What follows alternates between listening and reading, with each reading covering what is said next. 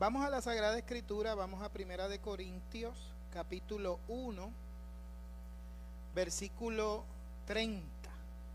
Primera de Corintios, capítulo 1, versículo 30.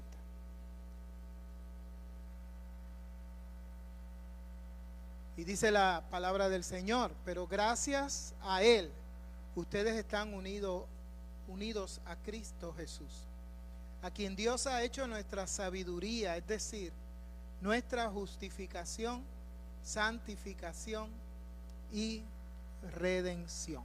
Voy a leerlo de nuevo. Pero gracias a Él, ustedes están unidos a Cristo Jesús, a quien Dios ha hecho nuestra sabiduría, es decir, nuestra justificación, santificación y redención. Padre, te adoramos, te bendecimos, te engrandecemos, porque tu presencia está en medio nuestro. Bendice nuestras vidas, bendice nuestros corazones. Háblanos, porque tenemos profunda necesidad de ti y sabemos que es una necesidad que tú quieres atender, que tú quieres obrar en favor nuestro, que tú estás altamente interesado en acercarte y tocar nuestros corazones para suplir todas nuestras necesidades en todas las dimensiones humanas. Gracias, Padre, en el nombre de Cristo Jesús. Amén y amén. El domingo pasado les estaba hablando de cómo la conversión es un proceso. Quizás lo hemos visto como algo instantáneo, mágico y maravilloso. Y no, es el proceso de conversión. Si hay una gran y poderosa bendición en la conversión, es precisamente que es un proceso. Así que Dios nos pone de cara a un tratar con nosotros, a un obrar en nuestra vida. Es como ahora que pues Anthony y yo hemos sido sometidos a cirugía. Pues la cirugía hizo una cosa, pero sigue un proceso de cuidarnos, de no coger fiado.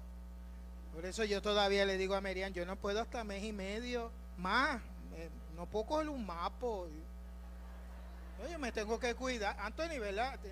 Hay que cuidarse.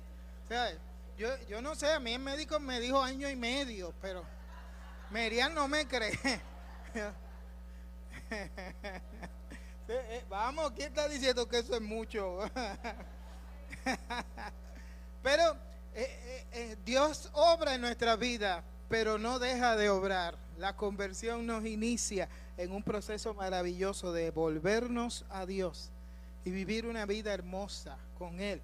Y aquí este texto que hemos leído toca unos conceptos que quiero considerar brevemente para que nos asomemos al proceso, porque cuando entendemos el proceso lo podemos manejar mejor. Yo cuando voy a médicos y dentistas, pues yo me entrego, como siempre digo, con las manos en alto. Y pues que hagan, qué sé yo. Yo no le voy a dar instrucciones, pero una dentista que yo voy, ella me da un espejo para que yo me mire. Y yo no me miro nada, si ya dele, haga lo que quiera, saque el taladro y ponga. Pero ella me regaña, si no, pero te estás mirando, y yo te agajo el espejo, porque una dentista enojada con un taladro en la mano es un peligro. O sea, usted fluya, ¿no? Así que yo en ese caso, porque a veces entender los procesos da tranquilidad, entender los procesos da quietud, entender lo que Dios está haciendo y obrando y cómo está haciéndolo, nos da tranquilidad, nos da quietud, y asomarnos a eso nos da una fe y una esperanza más sólida, más firme.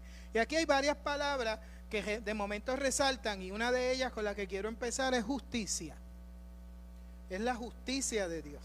En el Antiguo Testamento lo que Dios espera en su voluntad de su pueblo es que practique la justicia de Él, que haga lo correcto delante del Señor.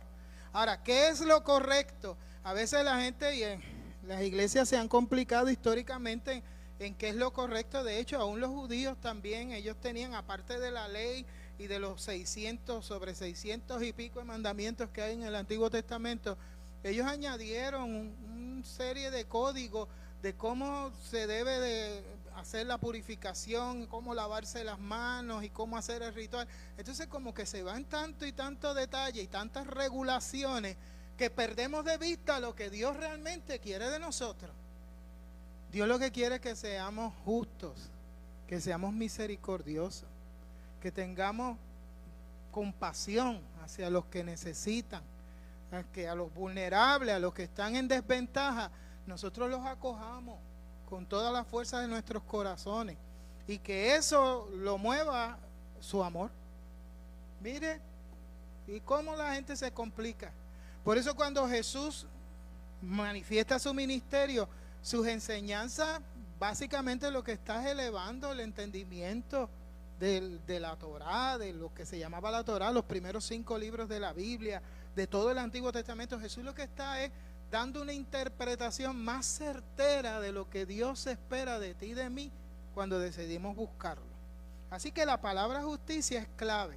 Ahora, si usted lee Romanos, que ese así lo escribió Pablo, y Corintios también, usted se va a dar cuenta que Pablo comienza hablando y diciendo, mira, en resumen, todo el mundo ha fallado, todo el mundo ha sido injusto, todo el mundo no ha hecho lo correcto, especialmente eso que Dios quiere que hagamos. Que si definimos bien lo que Dios quiere, hablé misericordia, justicia, compasión, cargado en amor, pues entonces, ¿qué es lo que Dios no quiere? Lo contrario, corrupción, atropello, injusticia. ¿Se da cuenta? De hecho, hubo un momento dado que el Señor le habló a su pueblo en el Antiguo Testamento, Isaías lo registra como profeta, y dice que Dios le dice al pueblo, ya estoy harto, en buen boricua, harto de sus ofrendas, de sus sacrificios, porque él decía, lo que verdaderamente me encantaría que hicieran para adorarme es que ayuden a las viudas, a los huérfanos, a la gente necesitada. Mire qué interesante. O sea, le da valor. No quiere decir que venir aquí a adorar, ahora no diga, pues mira, yo no tengo que madrugar a las 11 para ir al culto. No, usted bien, venga, adore al Señor, aprenda cómo se hace. Pero lo básico es que usted dése cuenta que lo que Dios espera es que lo que hace, el acercamiento que tenemos con Él produzca un corazón grande hacia los que nos rodean, hacia los demás. Y esa es la justicia que Dios quiere provocar. Pero Pablo entonces en Romanos está diciendo, bueno, pues todo el mundo falló esa justicia. Todo el mundo en algún momento ha corrompido su corazón. Todo el mundo en algún momento ha pasado por alto la compasión y la misericordia hacia los demás. Es más mínimo, hacia sí mismo. ¿Cuántas veces somos muy duros con nosotros mismos? ¿Verdad que sí? Así que Pablo nos pone a todos en el mismo bote, él se incluye. Estamos ahí. Y eso no hay que debatirlo mucho. Todavía estamos viendo los estragos del pecado. Estamos viendo los estragos de la maldad, los estragos de la corrupción, de la injusticia, del atropello, de cómo se hace la gente desde poder y sillas de poder maltratan a los que están abajo. Y eso lo estamos viendo, vamos, no se hagan, eso está pasando. Así que, ¿qué hace Dios? Dios es Dios de salvación. Dios viene a cambiar esas cosas. Entonces se manifiesta obrando en Cristo Jesús para que Cristo sea nuestra justicia. Y la justicia que tú y yo no hemos cumplido la podamos reparar. Vamos, yo sé que usted tiene que estar familiarizado con la palabra justicia. En algún momento usted ha tenido que decirle a alguien, no te justifique. Nunca se ha recordado decir algo así. O es que ha tenido que decir, no me estoy justificando. ¿Qué finalmente estamos haciendo? No estoy evadiendo responsabilidad, estoy asumiendo si lo hice mal. O no evada la responsabilidad, no te estés justificando, reconoce que fallaste. Eso es lo que hacemos. ¿Qué pasa? Que Pablo nos está diciendo, todos fallamos, todos pecamos, todos nos fuimos a una. Entonces, ¿qué hacemos con ese problema? Pablo habla obviamente desde una mentalidad jurídica, como si estuviera en un tribunal. Y entonces está diciendo, pues mira, todos somos convictos. Y no solo todos somos convictos. Dios, que escudriña todo, sabe que tú y yo somos culpables. Esto es como cuando tú contratas a un abogado y has hecho unas cosas que el abogado ve tu caso, lo está leyendo y te mira, respira profundo y te dice, mira, vamos a empezar a negociar, a ver si logro que cumplas 10 años y tengas un grillete después de 10 años, porque sabe que tú estás frito, sabe que tú vas preso. Él te está tratando de defender para que sufras la menor consecuencia de tus actos. Ahí que viene lo glorioso de Dios. Dios miró al ser humano y con su corazón que escudriña a todo sabe que somos culpables. Y en su veredicto como juez dice, son culpables. Si hacemos el juicio ahora mismo, quedan todos atrapados. Pero entonces Dios dice, los voy a perdonar. Por eso entonces es lo glorioso del Evangelio. Pablo lo decía así, porque Dios justifica al impío. ¿Qué está diciendo? A ese que falló, a ese que se le probó, que cometió los delitos, que cometió los agravios, a ese lo perdona el Señor.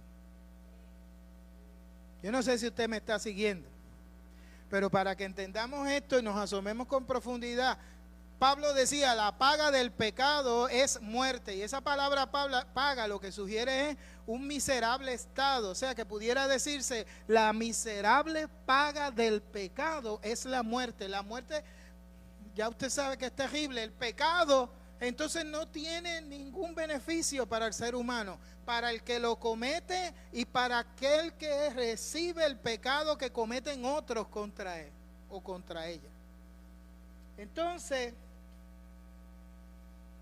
yo pienso que Dios en Cristo Jesús, más que estar buscando regular al ser humano, lo que está enfrentando es las consecuencias de esa maldad y de ese pecado. Porque sabe que el ser humano sufre con el pecado. Y yo me empeño en mirar las cosas de Dios así. Dios no le interesa meramente que tú te portes bien. Dios le interesa que tú no sufras con las consecuencias del mal. Y en Cristo Jesús viene a otorgar un perdón para restituir. Viene a otorgar un perdón para cambiar el panorama. Ahí se empieza a iniciar el proceso de conversión. Porque entonces usted me dirá, bueno, pero está bien. Si yo perdono a esta persona y esa persona siente ese perdón, pero y vuelve a hacer lo mismo. ¿Cuántas veces yo he oído gente, pastor, es que usted no sabe, esta es la 9ª vez que yo lo perdono y sigue con lo mismo? Es más, ya yo no le creo más que se va a enderezar. Eso pasa afuera. Yo sé que usted conoce gente, ninguno de ustedes hace eso, pero usted me sigue. Estamos en esa lucha, en esa batalla. Lo glorioso es que el perdón de Dios inicia un proceso de sanidad, de transformación, de posicionarnos para que empecemos a hacer la justicia que Dios siempre ha querido que tú y yo practiquemos y que tú y yo nos deleitemos. Porque si el pecado es un estado miserable, la justicia es un deleite. Si el pecado es un estado miserable, la compasión y la misericordia satisface el alma, porque es imitar el corazón de Dios. Si nosotros entonces aprendemos a ver que lo que provoca el Señor con ese perdón es colocarnos en una nueva posición. Por eso es que somos llamados nueva criatura. Es la posibilidad de empezar de nuevo. Es la posibilidad de empezar a enmendar y cambiar las cosas. Es ser sanado del pecado cometido, el que hemos recibido, para que nosotros seamos entonces instrumentos de bendición en la sanidad que Dios nos ha dado. Es empezar a dar pasos y a vivir diferente para la gloria del Señor. Y esa justicia la provoca el Señor Jesucristo en nuestros corazones. Con su perdón, con su compasión, con su misericordia, con su amor. ¿Se da cuenta? Él vino a hacer lo que nosotros perdimos el paso en hacer, para recordarnos y darnos vida nuevamente. Pero ahí entonces se añade otro concepto aquí. santificación. Yo no sé si usted ha oído eso, pero a veces oímos esta palabra santificación y la gente, hasta la gente se siente, uy, ser santo. Y una vez hice un comentario en Facebook sobre la santidad y un amigo mío que estudió conmigo me escribió seguida: Marco, nadie puede ser santo, nadie puede decir. Claro, porque la gente piensa en que la santificación y esto de santidad es que usted sea la persona que nunca ha sido y logre cosas que... no es eso. La santificación es participar de la presencia del Espíritu de Dios, que es santo. Tú y yo participamos de ese proceso de santificación y vivimos una experiencia de santidad porque nos rodea la gloria de un Espíritu Santo que nos inspira, que nos levanta, que provoca que esa nueva criatura se consolide en nuestros corazones y que empecemos a dar pasos de bendición. ¿Usted me está siguiendo? Yo siempre me gusta dar el ejemplo de Moisés, cuando se encuentra con Dios en la zarza que ardía y no se consumía. Y siempre los que llevan tiempo aquí ya pueden pararse aquí y dar esa parte del sermón conmigo, porque ya ellos saben hasta los chistes que yo digo con eso. Porque pues este hombre se acerca, ve una zarza, que es un arbusto, está hundiendo en fuego. Yo siempre menciono, eso no tenía que ser raro para Moisés ni para nadie que viviera en el desierto. Es como los que viven para el área sur de Puerto Rico, cuando empiezan a prenderse los incendios espontáneos. No les extraña porque están en un área que eso pasa. Lo que le extrañaría es que vengan los bomberos a apagar un fuego y sigue ardiendo y echan agua y no se apaga. Eso es lo que más o menos le pasa a Moisés. Moisés mira y ve el arbusto ardiendo. Un arbusto más quemándose. Pero pasa una hora, lo sigue viendo ardiendo y no se consume, sigue intacto. Y vuelve y mira y sigue intacto. No, espérate, ahí se despertó el pequeño boricua de él y fue a averiguar lo que está pasando. Gracias a Dios que ese arbusto no estaba en un expreso, porque el tapón hubiera sido. Entonces Moisés va para allá a averiguar qué está pasando y se mete y se para frente al arbusto y ahí es que Dios le habla. Me encanta esa imagen, porque Moisés hasta ese punto no tiene la más mínima idea de lo que está pasando, salvo que hay un arbusto que está prendido en fuego y no se quema ni se apaga. Y cuando se acerca oye la voz de Dios que le dice: quítate el calzadito, que el lugar que pisas es santo. Y no se hace santo porque Moisés se está portando bien. No se hace santo porque Moisés tenía un entendimiento cabal y profundo de Dios. Moisés ni siquiera sabía lo que está pasando. Se hace santo el lugar porque Dios está allí. Así que cuando hablamos de la santificación, iglesia, dejemos de estar pensando que la santificación empieza en nosotros los cristianos nada más. Yo les dije el domingo pasado que Dios está detrás de nosotros antes de que nos demos cuenta y entendamos ese llamado a la conversión. Así que el Espíritu Santo de Dios está santificando a mucha gente hace rato, porque está rodeándolos con cuerdas de amor, provocando inquietud, tocando sus vidas, metiéndose en sus asuntos, tratando de llamar la atención, haciéndole: aquí estoy, mira, atiende, para que la persona vuelva su corazón plenamente al Señor y se dé ese proceso real de conversión que comienza y continúa en las alas del Espíritu Santo de Dios. Piense desde que usted se inquietó con las cosas de Dios. Piense desde que eso empieza a ocurrir. Ahora piense a ver las cosas que se han ido ajustando y que hay cosas que usted dice: esto no da ni quita, pero hay otras que usted dice: yo tengo que empezar a mejorar esto.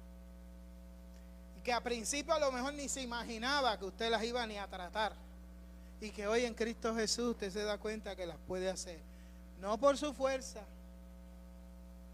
La justicia, ese perdón que nos absorbe, viene de Dios. Y la santificación también. Lo que tenemos es que ser responsivos a esa obrar de Dios, estar alerta y ver en lo que nos está inquietando, abrazar ese proceso, porque siempre la gloria será para Cristo en lo que obra. Tú y yo tenemos que responder y hacer, pero la gloria siempre va a ser para Él, porque Él es el que produce en nosotros tanto el querer como el hacer para su buena voluntad. Así que esa justicia, esa santificación comienza a provocar nuestra liberación. Una palabra que usa la Reina Valera es redención, es pagar el precio. Jesús compró nuestra vida para que seamos libres. Y vuelvo, a veces ponemos tantas reglas que la iglesia no vive libertad. Estamos pendientes hasta cosas que no debemos hacer y pasamos por alto la libertad que Dios quiere que experimentemos haciendo lo que Él sí quiere que hagamos. Libre y espontáneamente, respondiendo a lo que el Espíritu Santo de Dios provoca en nosotros. Yo no sé si me estoy explicando bien hoy, pero Dios pone todas las cosas en Cristo Jesús para que tú y yo podamos tener un encuentro diario de acercamiento, de volvernos a Él, de abrazar su propósito, su voluntad y poder vivir en la presencia del Espíritu Santo de Dios esa redención, esa liberación que Dios ha pagado. La iglesia de Corintios tenía un problema, es que hay siempre la gente se mueve en los extremos. No sabemos establecer límites hasta dónde llegamos y hasta dónde no debemos de cruzar. Pues los corintios se iban a un extremo y hay otra gente que se va al otro extremo. Unos se van a un libertinaje, confunden libertad con libertinaje. Los corintios se fueron allá.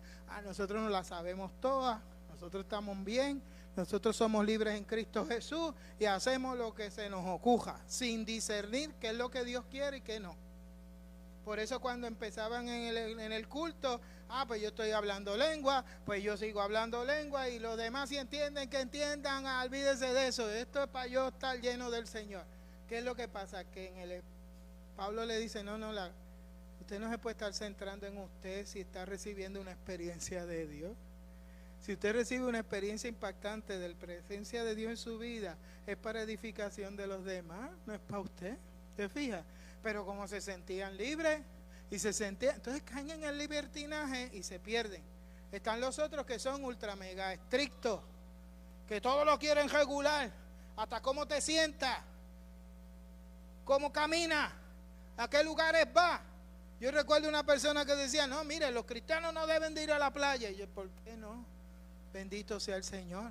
¿Cómo tú le vas a decir a un boricua que no puede ir a la playa? No, eso es pecado. Mire, históricamente yo me crié en esta iglesia y de adolescente acababa el culto. Mi hermano y yo nos íbamos con 2 muchachos más de la iglesia. Todos los domingos después del culto nos íbamos para la playa, pero éramos los pecadores más grandes del mundo.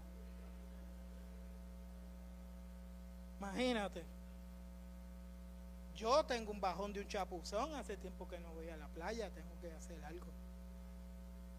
Pero seguidas, ¿por qué? ¿Por qué nos ponemos con esas cosas? ¿Por qué individualizamos tanto y no, te sientas aquí, te paras acá? Yo fui una vez acá, mira, ay Dios mío, deben de apagar los internet ahora. Yo una vez fui a una iglesia y me invitaron y yo fui. Entonces yo me siento y cuando después que estoy sentado me doy cuenta que los hombres se tenían que sentar para un lado y las nenas en otro lado. Y yo me senté donde no era. Y yo, cambiándome de silla. Ay, dejen eso. Practique la justicia. Practique la paz de Dios. Practique hacer lo correcto delante de la gente que necesita. Pero yo estoy tan contento con mi iglesia. Hicimos un llamado para apoyar gente en sus condiciones y 14 compras le pudieron levantar.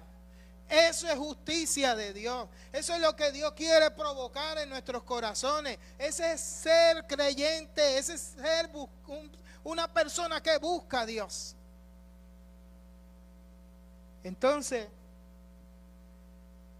Pablo dice, Cristo es nuestra sabiduría. Porque es lo que nos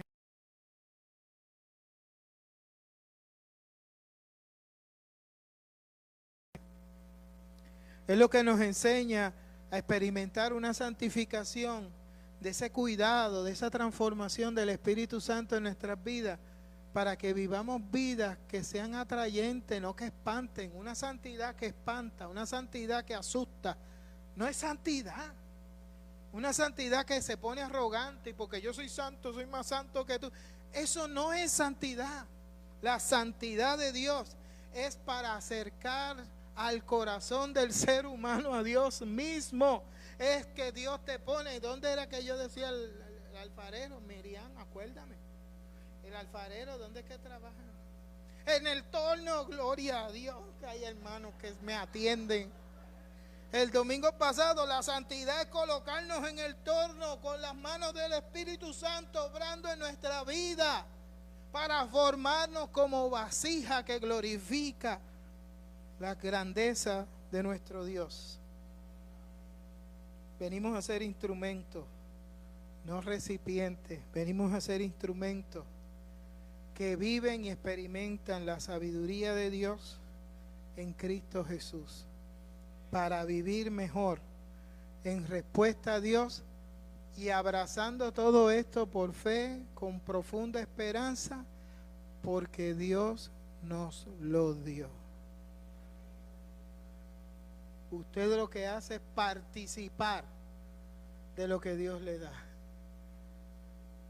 y darle la gloria al Señor por eso. Estemos puestos de pie.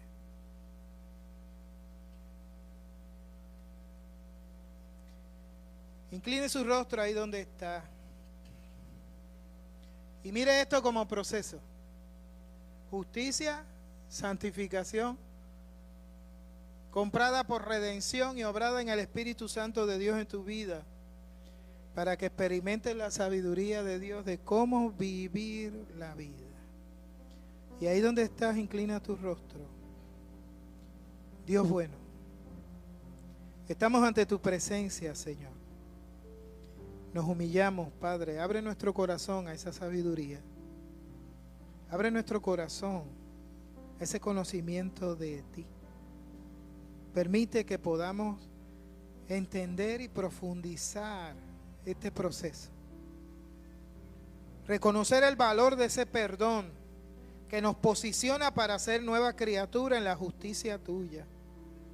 Entender el valor de esa santificación, que es que tú nos agarras, nos abrazas y no nos sueltas, porque te empeñas en provocar desde nuestro corazón, con tu Espíritu Santo, grandes cosas que exalten tu nombre, que glorifiquen tu nombre. Ayúdanos a abrazar ese proceso. Ayúdanos a honrar el costo del alto precio que pagaste por ese proceso, y que podamos servirte para la gloria y honra de tu nombre. En Cristo Jesús. Amén.